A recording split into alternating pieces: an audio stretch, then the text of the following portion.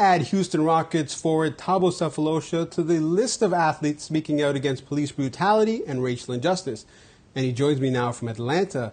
Thabo, when you saw that video of the police officer pressing his knee on the neck of George Floyd, what kind of painful memories were coming back to you from your own encounter with police? Obviously, after experience what I have experienced in New York, a video like this hits close from home.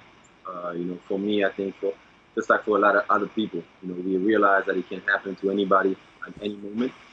And, that night, in New York, I was victim of it, and watching videos like this, over and over again, it's saddened me, but also, it's anger, and I understand the people that are in the street protesting against police brutality. Now, your physical injuries have healed, but tell us about the emotional baggage that still lingers. I think he woke me up to a reality that is from, a place that I've, lived now for 14 years, but it woke me up to something that, was somewhat new for me, or at least that I didn't really, couldn't really grasp the full importance of it. And, after what happened to me, it just made me aware that this was a real problem, and it's been going on for centuries, to be quite honest. And just to be on the receiving of it, it was something that I was never expecting, and that really caught me off guard. Now, you've talked about the anxiety you feel when you see a uniformed officer, even in your place of work, an NBA arena. Do you think this will ever go away for you? To be quite honest, ever since I've been in the U.S., it's a violent place with a culture that's very different than the one I'm used to. So, I think every time you see a police officer, for some reason, in this country, I've always felt uneasy. But definitely after what happened, it's something that will, scar me probably for life. When I have a police cruiser behind me or something like this when I'm driving, or even coming into the arena, you just understand that those people, from what I've experienced, don't have much love and compassion for people that look like me. And I understand that it's unfortunate, when it's put it right in front of you in such a violent way. Now, people have said it's just a few bad apples when speaking about officers who use excessive force on black men. Do you think it's much deeper than that? Much, much deeper. I think when you talk about bad apples, it's one thing, when you have some bad apples and you throw them out the pot.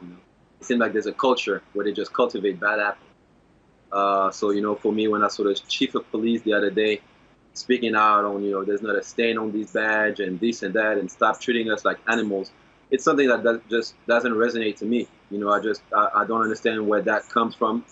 After images, like the one we see, with police pushing people out the way, treating people like the police should not be treating citizens, and to see that over and over again, and to see the police defending their position and try to play the victim, it's something that's just mind-boggling at this point. Now, you said it's time for action, especially among your fellow athletes like yourself who have a platform. What would you like to see happen? Well, it's time for action for everybody, really. And I think, like we talked about, it's a deeper problem. And it's a problem, especially here in the U.S. and I think around the world. We live in a world that is European, centered, and we see it. So I think it's time for everybody, and that's what I love. I think that's the main difference between some of the protests that we saw before and now. I think people much more involved. They understand, they grasp the importance of it. Just because by sheer anger, probably of the repetition of the cases, But I think it's time for everybody to be involved. We see that the protesters get their voice heard, and that's the first step. I think there's economical, there's the whole system needs to be rethink, and just to be fair, to everybody, all of its citizens. Now, the NBA season is set to resume on July 31st. What form of action or protest do you expect to see? Do you think players will take a knee? Yeah, either take a knee. I think there's different way to go about it. We've been talking with some of our teammates about what to do. So I think it's definitely going to be something to raise awareness. To be quite honest, I think we're in a position where we we must do it. It's a league where 80% probably of the players are black, Afro Americans, for the most part. So I think it's something that we must do. Help the people, show that we supporting them in any kind of way we can. And it's a movement really that the world should be behind. And if we can lead the way with the platform that we have with the NBA, it's definitely something something that we have to do, all of us. And lastly, so what are you hearing from your fellow players in the last few weeks? What's the dialogue been like? What have the conversations been like? Well, I think you see everybody's really vocal and doing their part. Unfortunately, I think it's hard to organize, millions of people. It's hard, to organize a few hundreds of players, with everybody different agenda and different schedule.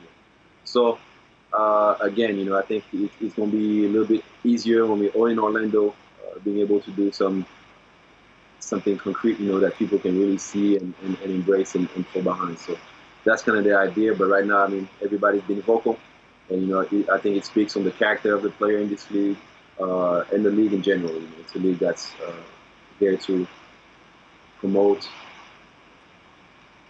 international players, to promote just love and peace and unity throughout the world. Absolutely. Hey, Thabo, thanks for the time. Appreciate it, and stay safe.